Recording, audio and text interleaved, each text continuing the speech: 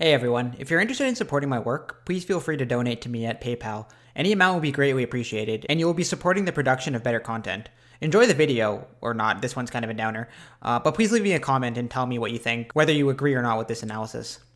We've explained in previous videos how religious figures and icons can become vessels for humanity's archetypal energies, through which these internal mechanisms are experienced and transformed.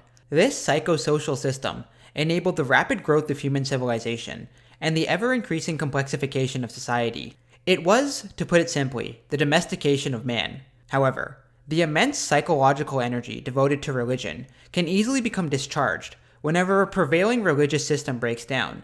The intensity of this discharge can lead to massive societal upheavals and catastrophic consequences.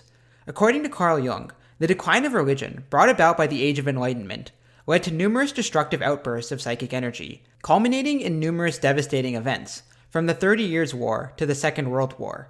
Such disasters demonstrate what can occur when religion can no longer hold back the tide of unconscious forces, and the dark side of humanity is loosed upon the world. However, is it merely religion which is responsible for such outbursts? In this video, we will critically examine the historical and psychological facts pertaining to Jung's argument, in order to ascertain whether or not religion was truly the cause of these devastating calamities. The Age of Enlightenment refers to a period in Europe during the 17th and 18th centuries when new intellectual movements such as rationalism arose, and scientific discoveries enabled a radical shift in thinking. The Age of Enlightenment paved the way for the technological advances we enjoy in the modern world, and so humanity greatly benefited from this era. However, the birth of scientific rationalism began to undercut the spiritual foundations of Europe, and the flourishing of skepticism reduced the power of religious institutions. Although this can be seen as an important step for humanity, an unintended consequence was the release of psychic energy which had been stored up in religious images. Only in the Age of Enlightenment did people discover that the gods did not really exist, but were simply projections. Thus, the gods were disposed of, but the corresponding psychological function was by no means disposed of. It lapsed into the unconscious, and men were thereupon poisoned by the surplus of libido that had once been laid up in the cult of divine images. The devaluation and repression of so powerful a function as the religious function naturally have serious consequences for the psychology of the individual. Even though the doctrine of rationalism has enabled immense advances in scientific knowledge, it neglected the essential fact that the human mind is not inherently rational, and when religion is taken away, we naturally seek out other sources of spiritual fulfillment. Religion is a very ancient system which, through thousands of years of evolution, has developed to encompass the whole range of man's inner archetypal experience, acting as a kind of buffer against these unconscious forces, and the sudden removal of such a system unleashes them upon the world. Historically, this can be seen in the events of the French Revolution. The French Revolution, which spawned out of a desire for liberty, led to the most violent period in European history up to that point. The tyranny, murder, and death of this era was on a scale unseen before in history. The church was abolished and replaced with an atheistic religion known as the cult of reason, even though reason often gave way to the mind of the mob. During this tumultuous upheaval, thousands were executed in the September massacres, including hundreds of clergymen. The new French Republic declared war on nearly all of its neighbors, attempting to spread its revolutionary fervor. Within France, the new government led a reign of terror. Authoritarianism reached new heights, with secret police ready to try and execute anybody with dissenting opinions. In the midst of this upheaval, France became dominated by Napoleon Bonaparte, whose authoritarian dictatorship led to thousands of Frenchmen being conscripted in order to fight in his wars to dominate all of Europe. Millions were killed all across the continent, but France eventually returned to a Catholic monarchy. The outbreak of violence can be seen as a consequence of the sudden abolition of the Catholic Church. Even the ideals of scientific rationalism were not enough to hold back the torrent of psychic energy, which consequently followed. In particular, the degradation of the image of Christ, who until then was the primary culture hero of the Western tradition, easily paved the way for authoritarian figures like Napoleon to claim the role of the savior figure, and lead France to its near destruction. In fact, when Napoleon brought back the church, he did so as a way to control the people, demonstrating the extent to which religion holds back our beastly aspects. However, we should critically examine whether the sudden displacement of religion was really to blame in these circumstances. The years leading up to the French Revolution were plagued by famines and corruption by the nobility. The monarchy spent more and more money on wars against their rival Britain, leading to a severe economic crisis. This situation alone would seem likely to result in a chaotic outburst, where the people would demand radical change and rise up against an oppressive government. Furthermore, the French monarchy was itself a religious institution, and so religion was, and often still is, used as a form of tyranny. However, from a psychological perspective, we can still link the sudden abolition of the church to the immense violence of the French Revolution. When the buffers holding back the dark side of humanity break down, they are unleashed, and we return to the beastly nature from whence we came. The change of character brought about by the uprush of collective forces is amazing. A gentle and reasonable being can be transformed into a maniac or a savage beast. One is always inclined to lay the blame on external circumstances, but nothing could explode in us if it had not been there. As a matter of fact, we are constantly living on the edge of a volcano, and there is, so far as we know, no way of protecting ourselves from a possible outburst that will destroy everybody within reach. It is certainly a good thing to preach reason and common sense, but what if you have a lunatic asylum for an audience or a crowd in a collective frenzy? There is not much difference between them, because the madman and the mob are both moved by impersonal, overwhelming forces. The conclusion I personally draw from this is that religions are systems which attempt to impose order upon people, but this order can break down if the people are dissatisfied with the system. Immense poverty and starvation can readily cause the people to question the old authority, and once the previous system of morals breaks down, the floodgates are opened, and the evil within comes forth. In fact, the resultant chaos may lead people towards any system which can restore order, and it was within this climate that Napoleon took control. Tyrannical leaders can easily take advantage when they present themselves as the bastion of order amidst chaos, but this isn't always a bad thing. In Napoleon's case, it was an utter disaster for both France and all of Europe. But dictators can re-establish order when the old social order collapses. A religion can function as a force for social order, but excessive order is synonymous with tyranny. However, simply removing this psychological force can lead to consequences which are far more devastating, since it can unleash latent forces which would otherwise have been shackled inside of the psyche. The immense psychological power of religions cannot be overstated. The power which Augustus, the first emperor of Rome, was able to hold came, at least in part, from the fact that his adoptive father, Julius Caesar, was declared a god, making Augustus the son of a god. The Roman pantheon of gods effectively gave way to the more centralized religion of worshipping the emperor. The rise of Islam and its subsequent conquests were spurred on by a monotheistic religion displacing the polytheistic religions of the Arabian Peninsula and the dualistic religions of the Sassanid Persian Empire. These examples demonstrate the extent to which religion can grip our minds. This psychological control can lead to order or upheaval depending on the circumstances. In general, when an old, well-established religion breaks down, it is usually accompanied by a period of chaos until a new system becomes dominant, at which point order is re-established, although this order may only succeed through tyranny.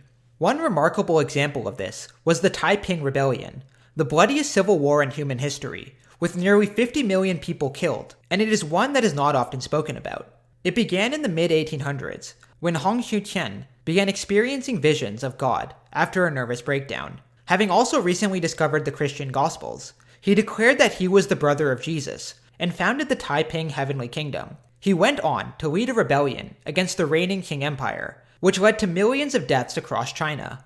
How could a single person accrue so much power and influence in such a short time span?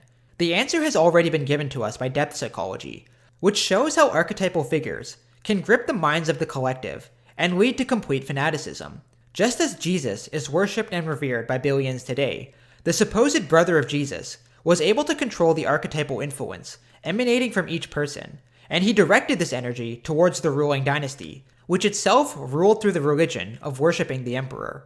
Regardless of how it is used, we cannot underestimate the power of archetypal symbols to seize hold of the mind, especially when this occurs on an enormous scale.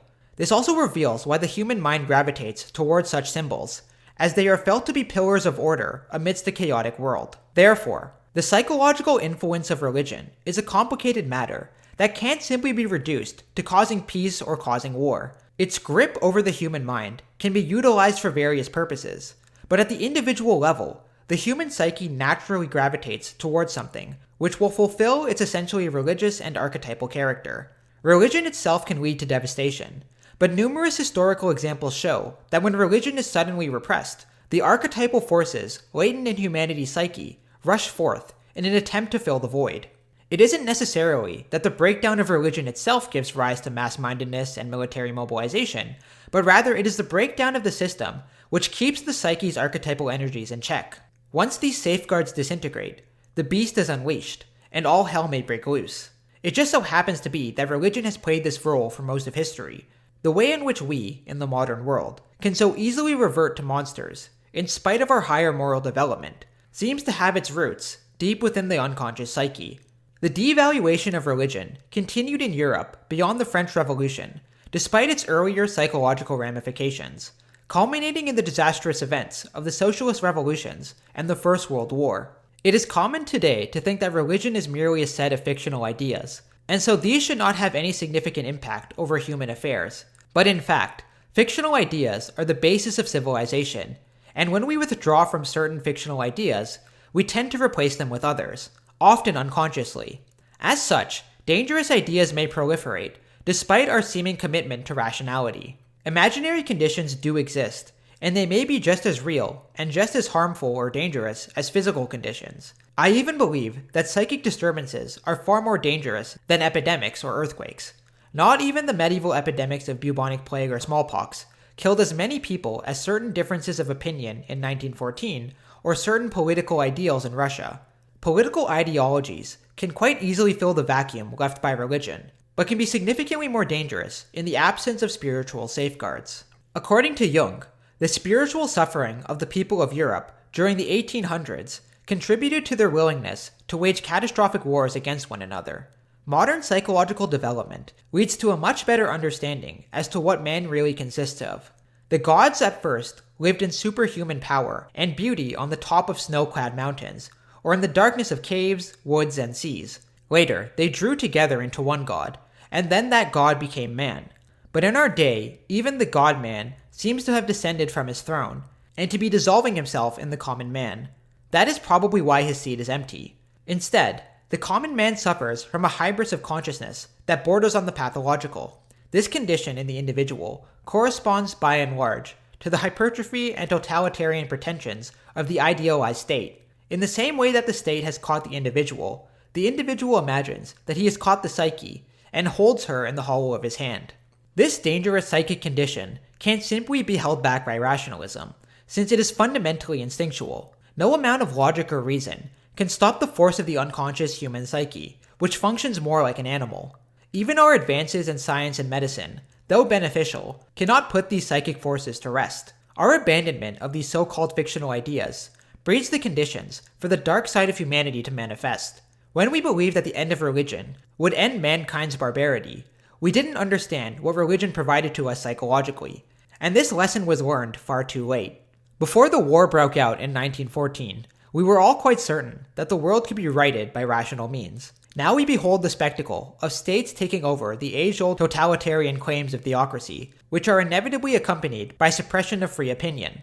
Once more, we see people cutting each other's throats in support of childish theories of how to create paradise on earth. It is not very difficult to see that the powers of the underworld, not to say of hell, which in former times were more or less successfully chained up in a gigantic spiritual edifice where they could be of some use, are now creating, or trying to create, a state slavery and a state prison devoid of any mental or spiritual charm. Whereas at one time, the shadow could be attributed to the evil force of the devil, encountered through the redeeming force of Christ, the shadow now becomes projected onto people from other nations, who appear to be demons. This state of intense collective shadow projection becomes amplified when the previous system of morals can no longer serve its original purpose. Furthermore, the prospect of war itself seems to rejuvenate the feeling of lost spirituality, and so young men sign up in droves, seeking purpose and meaning, only to find horror and despair. Look at all the incredible savagery going on in our so-called civilized world. It all comes from human beings and the spiritual condition they are in. Look at the devilish engines of destruction. They are invented by completely innocuous gentlemen, reasonable, respectable citizens, who are everything we could wish. And when the whole thing blows up and an indescribable hell of destruction is let loose, nobody seems to be responsible. It simply happens, and yet it is all man-made. But since everybody is blindly convinced that he is nothing more than his own extremely unassuming and insignificant conscious self, which performs its duties decently and earns a moderate living, nobody is aware that this whole rationalistically organized conglomeration we call a state or a nation is driven on by a seemingly impersonal, invisible, but terrifying power, which nobody and nothing can check. This ghastly power is mostly explained as fear of the neighboring nation, which is supposed to be possessed by a malevolent fiend. Since nobody is capable of recognizing just where and how much he himself is possessed and unconscious, he simply projects his own condition upon his neighbor, and thus it becomes a sacred duty to have the biggest guns and the most poisonous gas. The rise of the fascist and communist regimes of the 20th century were another symptom of the spiritual malaise afflicting people at the time. Authoritarian tyrants demanded absolute obedience and worship of the state. The spiritual energy once devoted to supernatural divinities now flowed towards dictators, who then harnessed this energy for ruthless purposes. The dictators became the new gods, and they imposed their wills upon all, crushing anyone who uttered a word in opposition. The state takes the place of God. That is why, seen from this angle, the socialist dictatorships are religions, and state slavery is a form of worship. But the religious function cannot be dislocated and falsified in this way without giving rise to secret doubts, which are immediately repressed so as to avoid conflict with the prevailing trends towards mass-mindedness. The result, as always in such cases, is overcompensation in the form of fanaticism, which in its turn is used as a weapon for stamping out the flicker of opposition. Free opinion is stifled, and moral decision ruthlessly suppressed, on the plea that the end justifies the means, even the vilest. The policy of the state is exalted to a creed. The leader or party boss becomes a demigod, beyond good and evil, and his votaries are honored as heroes, martyrs, apostles, missionaries. Without the religious apparatus, the lurking beast within each man was yet again unleashed upon the world, leading to the most destructive period ever witnessed in human history. Millions died of persecution, particularly in the communist states of the USSR, China, and Cambodia, in a ruthless attempt to stamp out religion and anyone who was considered a threat to the state's priorities. Nazi Germany unleashed their pent-up shadow rage against Europe. When states themselves take up the mantle once occupied by religion, an entire society can become mobilized to serve its evil ends. We are blissfully unconscious of these forces because they never, or almost never, appear in our personal relations, or under ordinary circumstances. But if people crowd together and form a mob, then the dynamisms of the collective man are let loose. Beasts are demons that lie dormant in every person until he is a part of the mob. Man in the mass sinks unconsciously to an inferior moral and intellectual level, for that level is always there, below the threshold of consciousness, ready to break forth as soon as it is activated by the formation of a mass. Increasing insight into the psychology of the unconscious may be the only defense we have against these forces working within, since religion can no longer serve its psychological purpose. However, given the spiritual state of humanity, it is inevitable that certain substitutes to religion will emerge, since humans have a natural inclination to spirituality. But given the growth of irreligion in recent years, should we expect a similar outburst of psychic energy to that which occurred in the past? There are in fact worrying signs that mankind's restless psychic energy is yet again brewing. Many are beginning to project their shadows and see demons in those with opposing beliefs. Political figures are again being elevated to the status of saviors who claim to be able to solve all of society's problems. It is imperative that people become conscious of the dark forces lurking within and know when we are projecting upon other people. We are currently living through one of the greatest epochs of peace which humans have ever known, but this peace hangs on a thread, and it depends upon the self-knowledge of each individual. Only at the individual level can the psychic sickness of our day be healed.